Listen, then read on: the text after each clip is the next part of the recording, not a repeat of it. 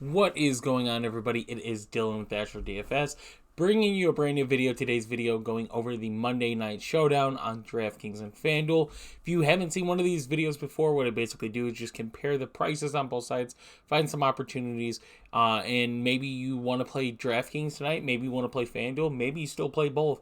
But what I'm going to do tonight is try to help you make some decisions on your ownership. Maybe there's a player that I mentioned that you didn't really notice when you're doing your lineups, any of that stuff, and just to talk the game. And then towards the end, I do a lineup on both sides based off of players who I like. So let's start it off. So DraftKings, you get Eckler, Herbert, Allen, Mike Williams, and then you get a Colt and Nick Foles here at 9K, followed by Pittman, the running backs for Indianapolis, Jackson and Moss, and then Palmer, and then you start to get to the mid-tier. On FanDuel, Eckler, Herbert, then they put Nick Foles, then Keenan Allen. Michael Pittman is above Mike Williams, and then you get the Colts running backs, followed by, you start to get to the mid-tier. So almost close.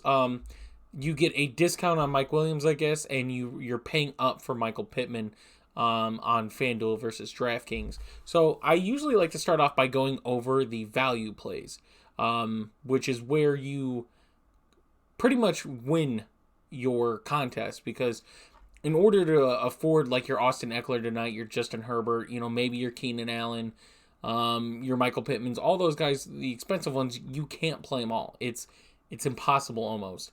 So you have to find a couple guys that fit in your lineup that you think, hey, if they score 10 plus points or get me anywhere near that, like I have a good chance of winning if your top players pay off. Like, if you're deciding between Keenan Allen and Mike Williams, who are you going to play? That's where that decision making comes into. Can I pay up to 400? Do I pay down 400? Does Mike Williams outscore Keenan Allen? Does Keenan Allen? That's what decides it. So let's go over values. And in this slate, I actually like the values. I think there's quite a bit of values that are actually values. Like, these guys can get you points tonight at a cheap price. So let's go over. First is Alec Pierce at 2,800. I actually really like Alec Pierce tonight. He's got the best matchup for all Colts receivers, going against Asante Samuel Jr., who I don't think he's bad at all, but statistically speaking, he is by far the worst Chargers corner. Not going to see any Bryce Callahan, much of any of him. He's going to see a lot of Asante Samuel. So I like Alec Pierce at 2,800. He is arguably the second most targeted receiver. Paris Campbell's been up there. The tight ends have been up there. But with no Jonathan Taylor now, and they're going to have to go a different way, even though Deion Jackson has paid off before for them. If the Chargers do what the Chargers do, are able to put pressure on the other team to make them drive down the field, they're going to have to throw the ball in 2,800. Basically the wide receiver 2. Some will argue that Paris Campbell is a wide receiver 2, but if you look at their numbers, not just fantasy point numbers, kind of the targets, yards, stuff like that, Alec Pierce is still right there. And Paris Campbell is going to see Bryce Callahan pretty much all game. So being crossed off, you're pretty much stuck between Pittman and Pierce, and I really like Alec Pierce. You go on FanDuel to find Alec Pierce, and we're getting him at 8K on FanDuel. And then we have one of my favorite tight ends right now in the league is Jelani Woods. Jelani Woods and Isaiah Likely are two of those tight ends this year where I see them having a really good shot of being maybe not stars, but I think starters in this league. Jelani Woods is a monster. Very tall tight end, has some wheels on him. You go week 12, and I guess that's what your ceiling is for him. Even though that's not like you can't put a ceiling on NFL players. We've seen the likes of Justin Jefferson kind of defy that. But as far as somebody like Jelani Woods with kind of sharing tight end volume with Mo Alley-Cox, who we'll talk about soon, that's kind of your ceiling, like 17.8. And for paying 2,800, if you get a game, and I'm not projecting him anywhere near 17.8 points, but for the price, if you get like a 9 to 10, like a touchdown, 3 targets type game or 3 reception type game, that's great. That's exactly what we want out of someone like Jelani Woods, who with Granson now out, is just Woods and Mo Cox. I like Jelani Woods in this game. Chargers against tight ends isn't the greatest, so I do like both Jelani Woods and Mo Cox. We'll talk about Mo Cox soon.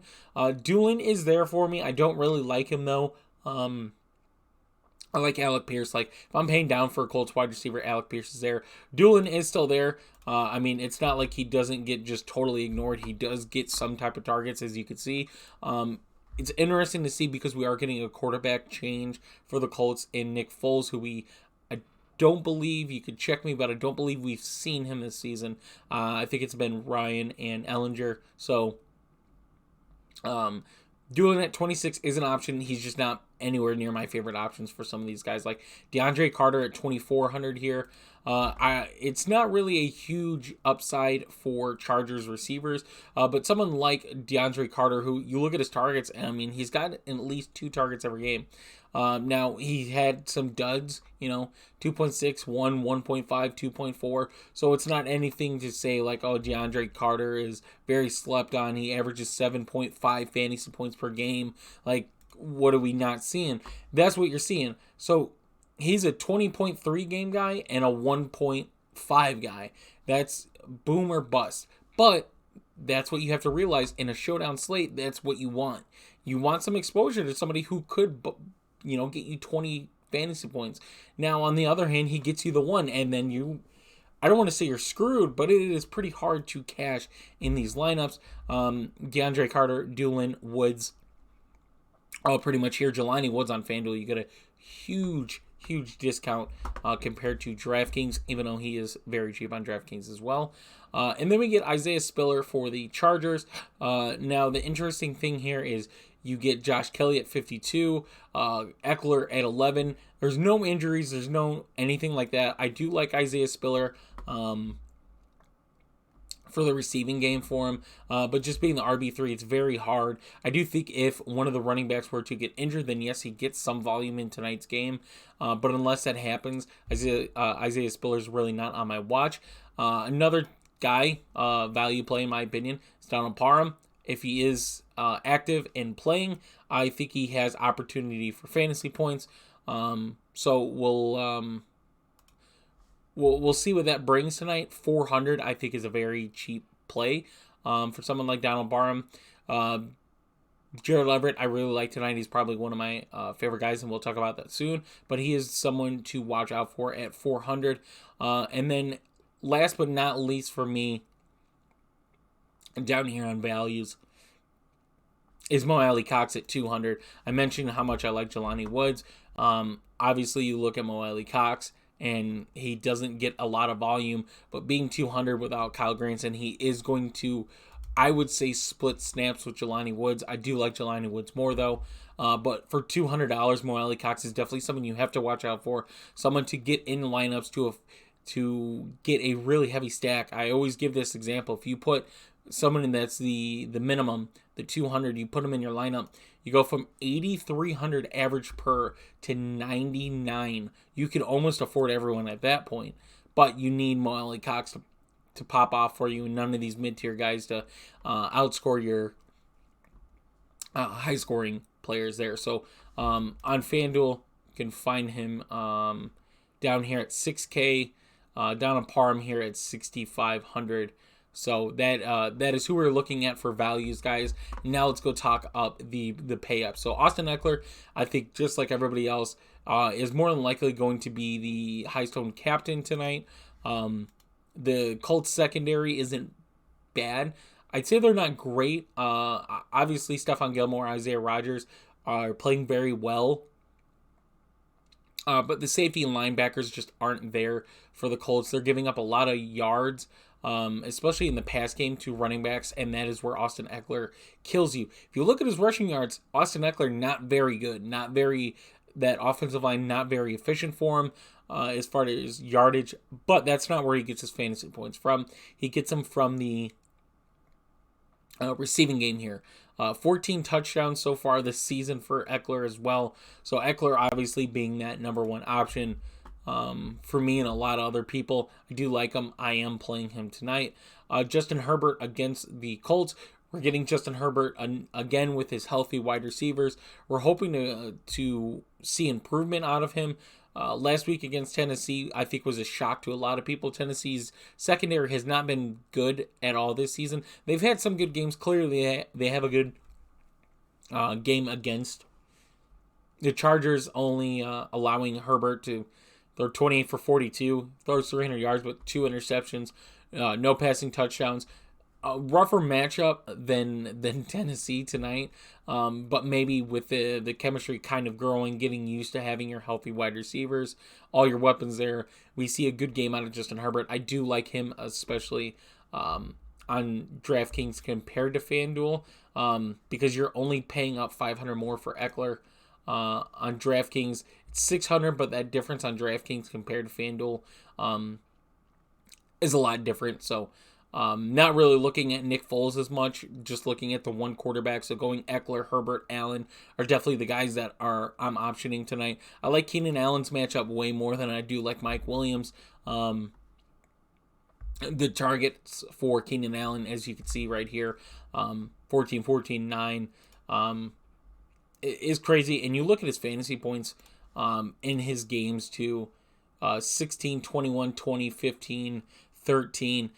He's only gotten 2 touchdowns this season, and they came in week 12 and 13, and Keenan Allen is still having a very good year for when he plays. Obviously, he wasn't healthy, so that does hurt his value, but when he plays, he has a good game. So, Keenan Allen, Justin Herbert, Austin Eckler on my pay-ups. I do like Mike Williams. I do think he has a rougher matchup against the Colts than Keenan Allen does, especially being lined up in the slot. That's kind of the best matchup for Keenan Allen. Mike Williams obviously has a height advantage tonight, so that is something to factor as well. Nick Foles, we don't know what we're getting out of Nick Foles. As you can see, like he has not played this season.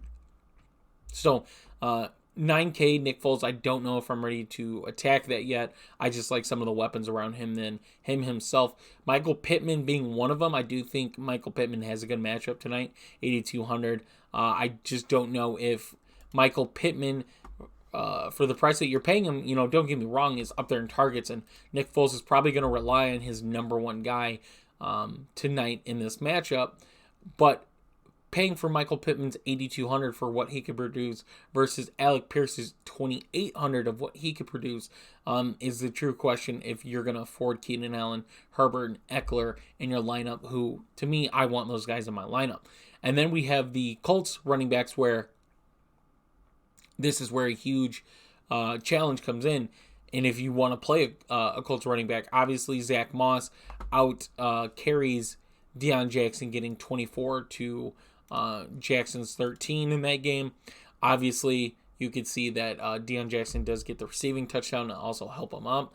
But I think they go Zach Moss if I were to pick a running back. It's just I don't know if I want to take that risk. Chargers aren't good against running backs, though. They allow a lot of yards both in receiving and passing.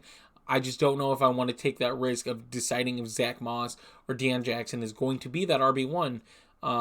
Because they could easily still, like the Cowboys do, a split carries between running backs, and I'm not comparing Jackson and Moss to Zeke and Tony Pollard, but in that aspect that these guys could both rush. Maybe one guy gets more red zone rushes than the other, gets that touchdown looks more than the other. That's a huge risk. You're paying for 7 and 7,600. So I don't know if I'm ready to take that risk right now while constructing lineups.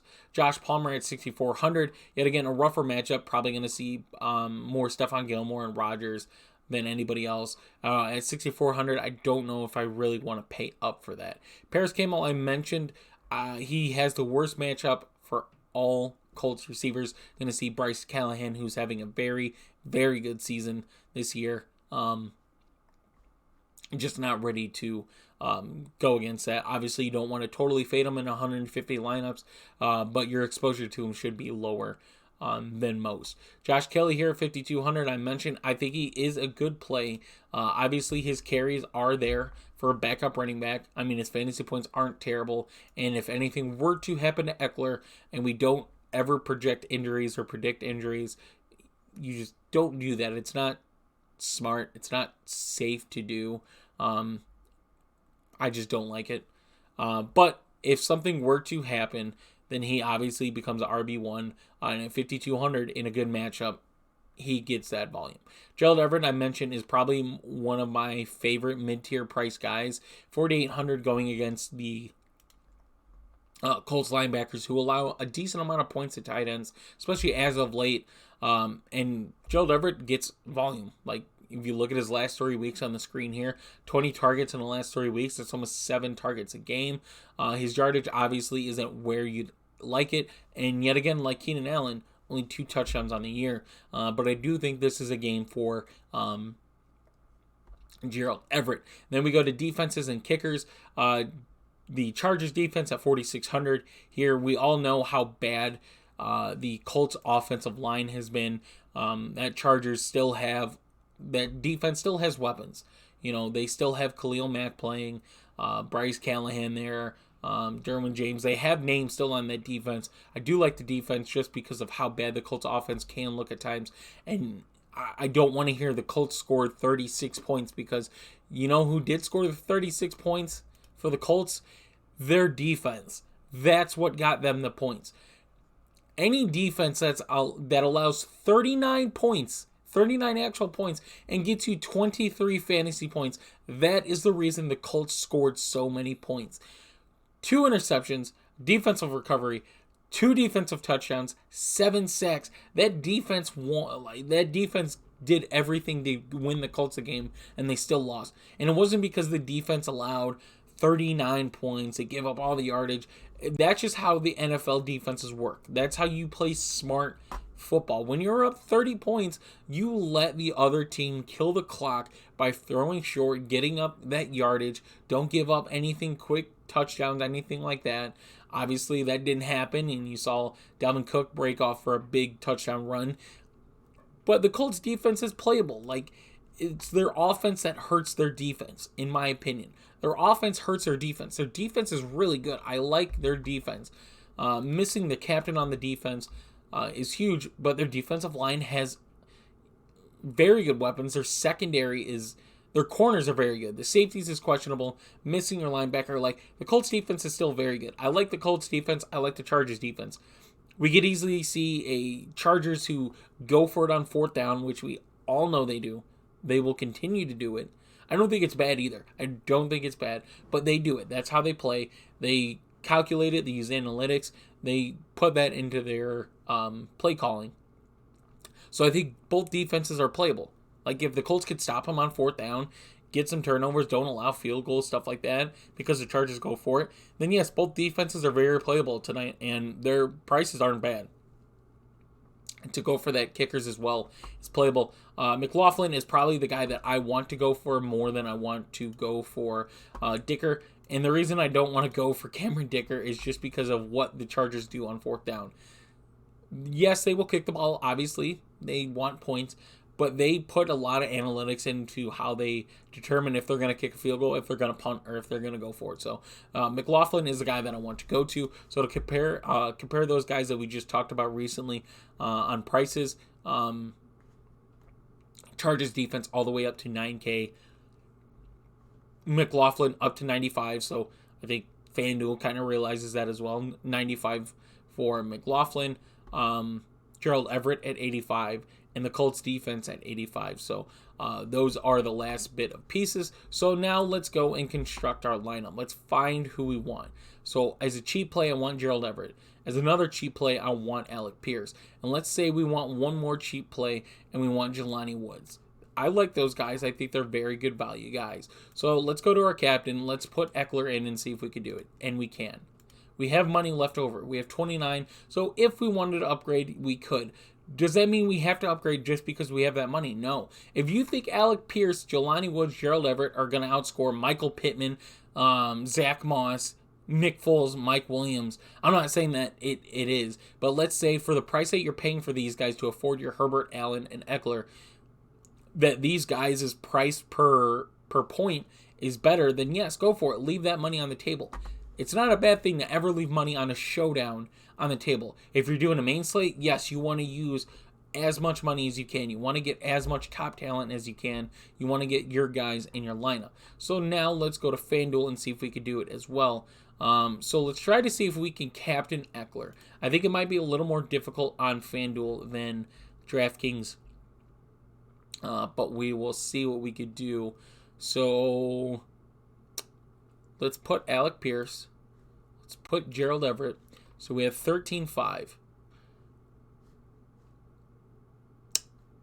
And we have 2 left. So based off of this lineup, let's put Herbert. Let's not go Allen.